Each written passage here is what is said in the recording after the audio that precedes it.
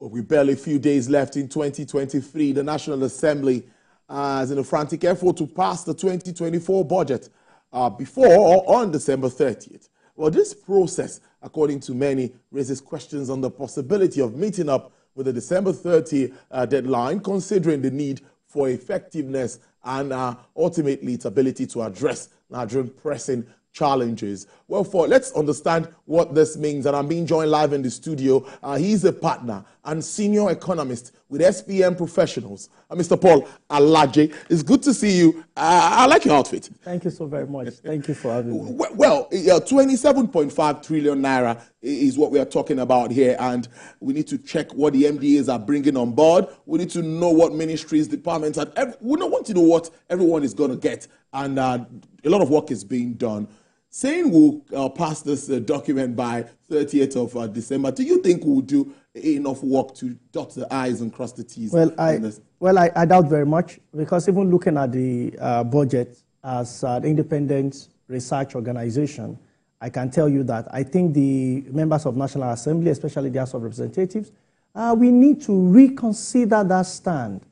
I understand that there is provision for, if we have leftover funds to take to the new year 2024. Already the budget was presented late, and we understand that the president is a new president in office. So there could be understanding for that until the National Assembly passes to law when budget submission must be. Then it becomes sacrosanct. So, but rushing it where the budget was passed was presented a few weeks ago, and we want to meet up with December 31st target. Well, it calls for a lot of worry, because when you look at this budget very critically, it's important for us to ask some questions. Already, some MDAs and some ministers have said the money allotted to them is grossly inadequate. Now, the question is, this budget has gone to Federal Executive Council, where those ministers were expected to be seated before it was passed, and it went to the National Assembly. Again, members of that of the agencies were also present, at least, before the document was taken to the FAC again, for them to pass it under MTEF, But, all of those said, if we are having issues back and forth, it means that those ministries and agencies of government have not done their due diligence with the budget office before the budget was presented to the president, before he gave his nod, and further, it was presented to National Assembly for consideration. Therefore, the members of National Assembly should not just be yes men or just giving a nod. This is a matter that would influence how our economy will be in 2024, because the largest, if you like, bill that we have, of course, is the budget in terms of monetary terms. I would want the member of National Assembly to pay careful look, another attention to this budget line by line, not that when it's being passed, the citizen will pick and start showing members of National Assembly errors that are contained therein for the set target. It's important for us to work with speed. It's important because researchers like our organization, we pick such documents and also re-verify what National Assembly is passing. And what you don't want to see is what I'm guessing one of the reputable organizations is already saying, addition is not adding up. So yes, I think they said there needs to be a review of the total figure. Exactly. And all of this. But sometimes they talk, you economists, talk about the budgeting cycle, January to December thing, helps in planning, contractors get to site and everyone knows. Before we go to what's your assessment of implementation of budgeting in Nigeria? I think 70-80%? No, I don't think we get up to 50%. See, budget implementation is not about fund release. What Nigerian government have been doing is the releases. Once they release funds, they believe that the budget is implemented. No. As the project being done, production is not completed until it gets to final consumer. True. So if you say you want to implement a project, for instance, you want to buy a mobile phone, has it gotten to the person? Is it missing in transit? That is why you see a lot of fund missing, EFCC investigating people. Those monies that we are looking for, they were budgeted for at the time. In fact, the Ministry of Finance would have said it has performed because the money was released to those ministries. Yes. The question is, when it gets to the ministry, is it getting to the contractor as at when due? Was the project implemented as at when due? Because if it's not implemented, I tell you, we are all men miserable. Because it's going to affect us, the number of poor people we have. It will affect us, the number of accessible roads we have. It will affect us if the kind of performance and growth our economy we have. So if you ask me, generally speaking, at least in the last 10 years, budget performance has been generally poor. Not because we have not seen releases. We have seen releases, especially the recurrent component. Why are we really bothered about budget if it's just about recurrent? Whether we like it or not, people work, they have to be paid. Yes. So civil servants have to be paid. So 70% and more of our budget in the last 10 years to be balanced. In the last 10 years, 75% of our budget has been going to recurrent expenditure. 10 years ago, a minister said that we may be borrowing to pay service. To pay salaries. That's not even what we borrow for. Now we borrow to service debts. That is why deficit budget. Exactly. Already. That is why, the honorable minister, unlike many other ministers that will not come to the fore to say the truth, he mentioned that we are currently on 98%. If subsidy had not been removed, I tell you, we would have been over 100%. True. There is a report we published that by 2025, Nigeria will likely borrow. Chances that Nigeria will borrow by 2025 to service debt is almost 90%. Already in 2023, Q4, we are on 98%. Now, where do we get money from? And I think this is what should bother legislatures. Where do we get money from? Executive have presented a budget. We are seeing deficit in that budget. How do we clean up this deficit? We have seen 7 trillion naira mismanaged or ungenerated revenue. From the maritime sector, we have another money from oil and gas sector. About $1.5 billion that is not generated.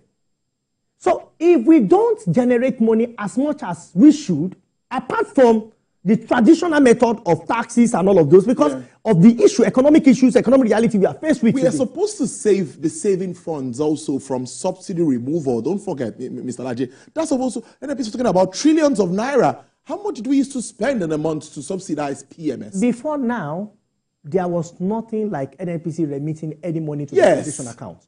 So that was not getting so now that we are getting something, I was of the opinion that process would have been investigated. A committee would have been set up by the presidency so that Nigeria can put a closure to what actually happened in the last 5 years. And I think President Tinubu can do that. He can audit what happened. The way we audited, the CBN. Central Bank. For us to now know that we have real issues. And you can see the new CBN governor, the Minister of Finance, the President has been going from country to country in the bid to save Nigeria. We should do the same to NNPC. Let's know the level of wrath and find solution to the problem that we have on time. Because if we have removed subsidy, we have devalued the naira. But rather than economy improve, we are still having some challenges. Although if those steps have not been taken, it might be worse off. FAC has improved. So FAC has improved. Same way, the debt states are owing have improved. The debt federal government is owing, it has also improved. You know why? It has improved because monies we hold in hard currency. Yes. By the time you estimate it, you will now be adding about 1 to 2 trillion naira to our debt without owing anything. So it's both hands. Yes. If you need to clap, you need to put right and left together. But that does not mean, one hand. Yes, that does not mean the policy itself is completely wrong. But we are saying that it is high time we put in more energy. And budget is not what we can just make a walk in the park. We need to sit with it. It's time for us to ask questions. And one of the questions I would want to ask, the ritual is for us to give indicator. What will be crude oil price? What will it be? What will inflation be? What will the exchange rate be? What will be the volume of gold that Nigeria is going to export next year? It's not in the budget. What will be the volume of diamond, of all mineral resources? Solid minerals. Solid minerals. That's where to go now. I have been expecting it. You see, Mr. Dele Alake, who is now the minister. And I believe that it was the president considered it a sensitive ministry before he puts person of that caliber to manage it. But what is his projection? It should now be in the budget. If he puts his projection in the budget, I tell you, beyond what is contained in the line roll item, and it becomes a parameter based on his earlier statements in terms of what it will contribute to GDP, I can tell you that Nigeria will not need to borrow. what is happened to solid mineral? I've seen that some licenses have been withdrawn. Yeah. But beyond the withdrawal of licenses, are many activities not still going in those places? How do we make our mining, our maritime, our oil and gas sectors, key sectors of the economy, and about 3-4 more like that, to help our nation come out of economic quagmire? If not, we will be under pressure. Everybody will be frustrated. And guess who everybody will point finger to? Mr. President. Interesting stuff there. Debt service, capital expenditure, and all you can see. I want us also zero in on the assumptions. I don't know how conservative enough you will say, because when you look at our projections for oil price, well, that seems to be fair enough with what we're seeing at the moment if we stay at this. Also, inflation is projected to get to 22, 21 next year, all of that. How realistic, considering what we face at the moment? Well, all of this. And economic growth too. Yes. GDP. So the GDP growth is a bit dicey to predict accurately now because there are new reports showing that there is tendencies of marginal increase in the rate of growth in Nigeria.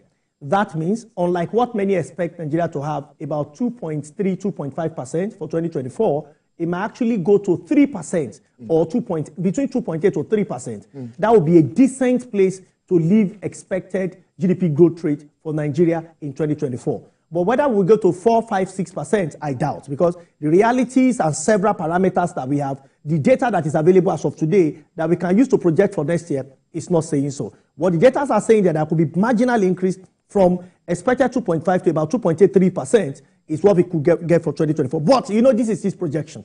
President and his team, the Mr. President and his team, as well as those at the state level, because it's important we understand we have 37 subnationals. Yeah. These subnationals must also put their energy, their effort together, encourage private investment in their different states, because if you don't, and you don't have increase in trade, there's no way you would have some kind of growth in your state or at the federation. IGR is very key. We have seen what some states are doing. Yeah. We have seen improvement in some states. However, I'm afraid some states are still very laid back. 6 of 36 states, from the new report, are insolvent. 6 are already, they're in good position. Meanwhile, the remaining about 24 of the states, they are neither here nor there. How do we continue to run 36 states that more than only 6 of the 36 states can perform? I think that's 1/6, if I'm not mistaken, can perform. What happens to the rest of them? What is the idea beyond running states? Is it not for those states to be economically independent, even if we are not talking of political independence, to be economically independent? But when a state is the entire IGR, for about 6 months, is not enough to service debt. If you want to serve it in absolute terms, then we have a lot of issues to bother about. When states are totally dependent on the federal government, hoping that when FAR comes, then they are going to have share of it. You could hear what many governors said, that by the time subsidy is removed, Naira is devalued, they are going to see economic miracle. I am still waiting for the miracle to come, because it is those that are prepared. My favorite book, told us about the parable of the sower. One got 5, one got 1, one got 2. The one that has 5 was the one that even got more, because the one that had 1 felt is not sufficient, is always having excuses. This is the reality of those that are managing some of our states today. Excuse, and excuse. You see, apple will not fall on your lap. Even if it will, you must take your lap to under the apple tree for it to land on your leg, then you can take it. Again, some states have also not seen beyond. I'm not talking to governors now. I'm even talking to managers of the state. Some states have not seen beyond traditional method, and they don't understand the reality of modern age, 21st centuries. And now revenue can be gotten from the state to free their own people from economic hardship, poverty, and deprivation. But they say want to go the traditional way of, if you get something from Abuja and all of those. And again, we have to also de-emphasize the money factor in politics, so that anybody coming to political scene must know that he's coming to work. It's a full-time job until the constitution speaks otherwise, so that people will know when they are coming. In an organization, we want to know your performance. Why should we keep you as chief executive? Instead of taking the company forward, You are bringing it backward. The state is submerged in debt. We are seeing that people are not performing. You are heading a rotting civil service system where people are not performing, where revenue that is supposed to go to state is a total, is so insignificant to the state expenditure. And they said that you have to lead by example. So, but we also need to look at how the expenditure of state is talking about, because it's easy for us to just talk about federal government. It's easy for us to talk about federal government. If you look at those indicators, federal government is assuming what inflation will be. If we have wasters at the state level that is inducing inflation, 1, 2, 4, 5, 6, 7 states, is going to affect what the inflation figure will be. So we should look, when we are making these figures, I think it's important at the Federal Executive Council, we should also see the projection of states. So when we now put all of those together, we can have a more accurate data so that we can predict correctly and have an economy that we all desire, and we all want to have. Mr. Paul, I must thank you so much. It's always nice having you on the program. Partner, senior economist, SPM professionals. So our next chat might be in 2024, God willing. Let me get a handshake. Thank you so much. I wish you a Merry Christmas and Happy New Year in advance too. Thank you so much. Well, before we go on the break, it's the